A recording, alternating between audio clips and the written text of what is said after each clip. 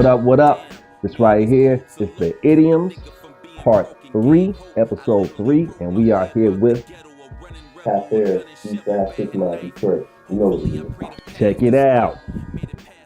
I remember last time we was talking about the vinyl. Did it come in yet, or we? Man, listen, I'm just talking to the dude. So it's coming from overseas, and it's something to do with the duty, something the duty free. It's basically they might be charging them a little something extra to ship it over because of the weight or something like that. But I should have it, if not today, Saturday, Monday the latest, and because it got pushed back too from the George Bush joint. Okay, so right. That slowed the day down. They shut down a whole day. I went to the mailbox like, bro, no, I see it on Twitter. I'm like, I'm waiting on the check in the mail. Right. And then my rent due on the 5th. I'm like, yo, so if I mail my shit in, I can't get it. Like, I go open and you go say I get my shit late. So, yeah, you kind of messed that up, but, you know, it is what it is. Yeah.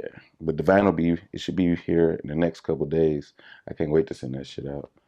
So, how many projects have you put, like, on vinyl? You did. This is my first one. But the last one, the first cocaine, the cosign joint, yeah. Would you put that just on, with just tapes and CDs? Yeah, just tapes and CDs. Yeah, I was talking to the distributor and talking about maybe doubling back on that, but we'll see. You know what I'm saying? I don't want to get ahead of myself with the vinyl, just sitting on some vinyl and stuff. But yeah. So when people get to buy the tapes, do they actually send you video or let you see them playing it? And what are they playing it on? Motherfuckers buy cassette players. So you could buy cassette players again. Oh, they brought them back. Like they got a whole new. Yeah, system. they got cassette players like a normal Walkman I seen. I mean, shoot, you get buy vinyl everywhere now. Vinyl players. Yeah, so I know everywhere. The vinyl, the record players really never went out because people still were using, DJs, whoever. But the cassette player, that's what I'm saying. Like, what are people playing that on? Because I have an old boombox. Yeah, you still got it. Yeah, I still got it, but that's from back in the day. Yeah. I'm from that era, but the new kids, they actually buying tapes. So I just want to know what they playing it on. No, I mean, from the pictures I see, they got cassette players.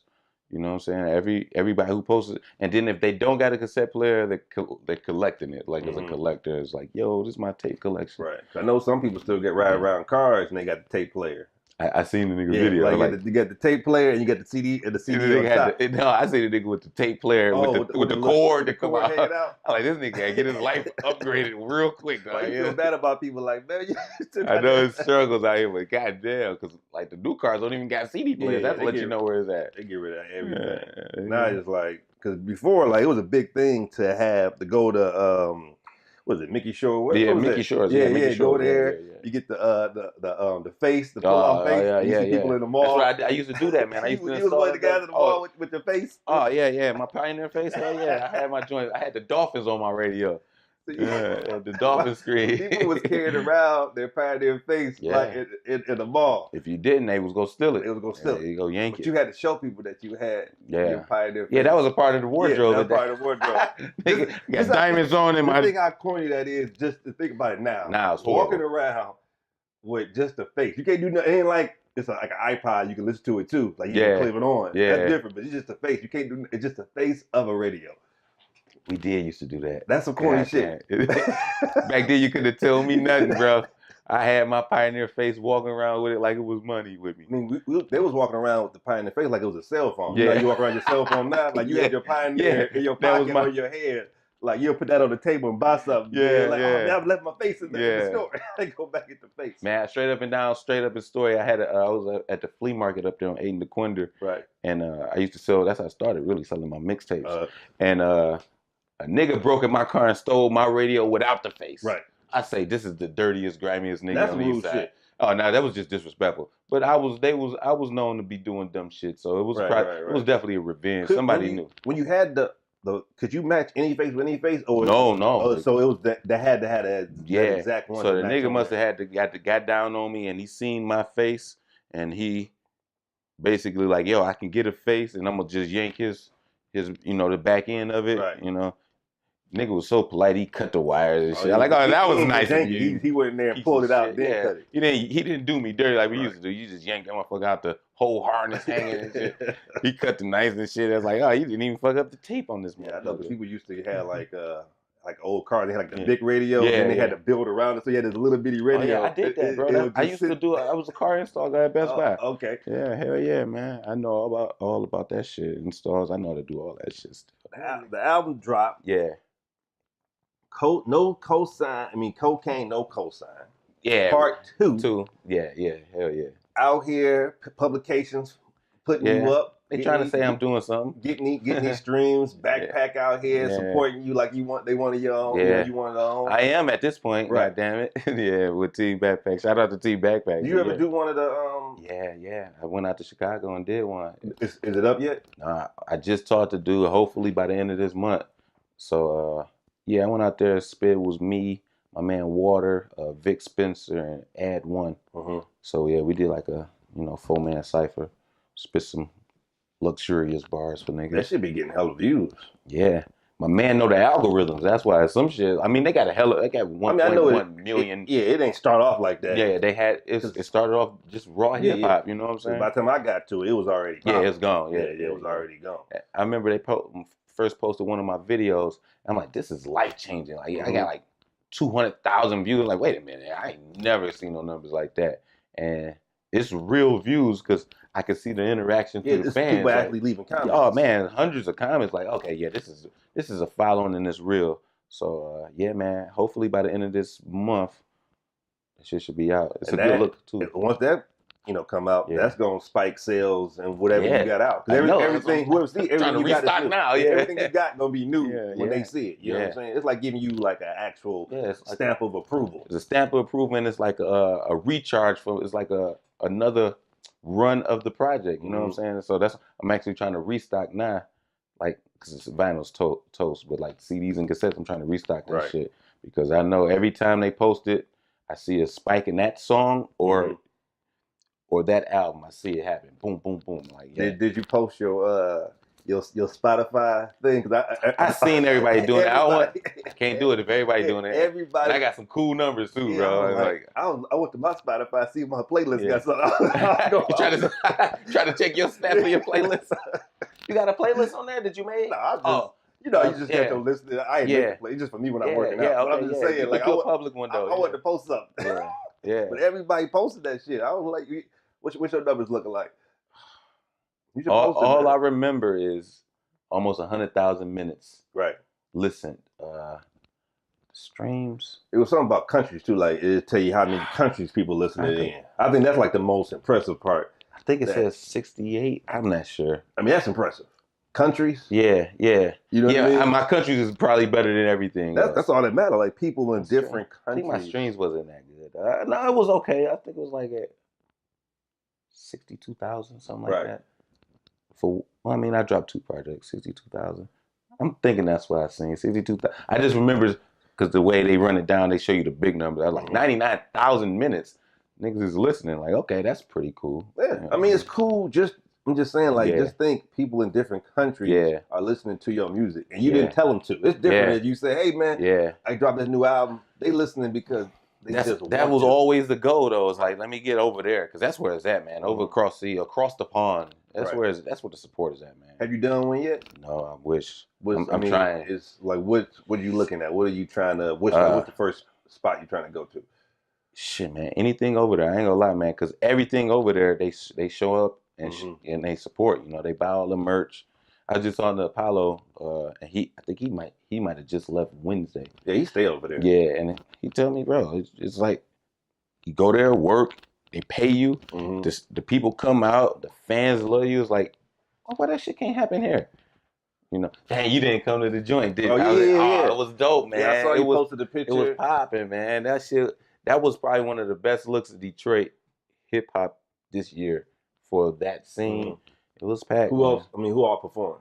I just know because it was Middle Finger Productions. Yeah. It was Pat and Aztec and Foul Mouth Project, right? Yeah. So they was the headliner. Fat Father was before them. I'm not sure who else was performing. You know, I go to the events, the show, and I try to pay attention. But I'm normally drinking and having a conversation with somebody. Right. So me and Paulo and Finale, we just talked the whole night. You know what I'm saying? And that was it.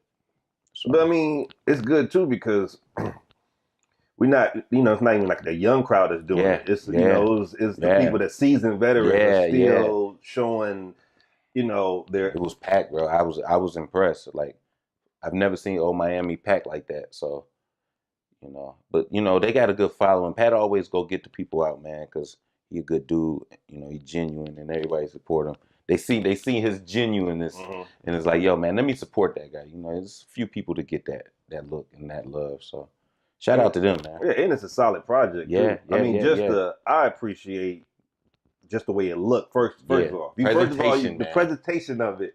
Once you give me that presentation, I gotta respect you off of that first. You ain't just throwing something out. Like, you actually putting together something. You got a meaning behind it. And you putting in that work. Yeah, and he can rap too. That helps. That's what I'm saying. He can rap his ass off. So we'll try to get some shit done.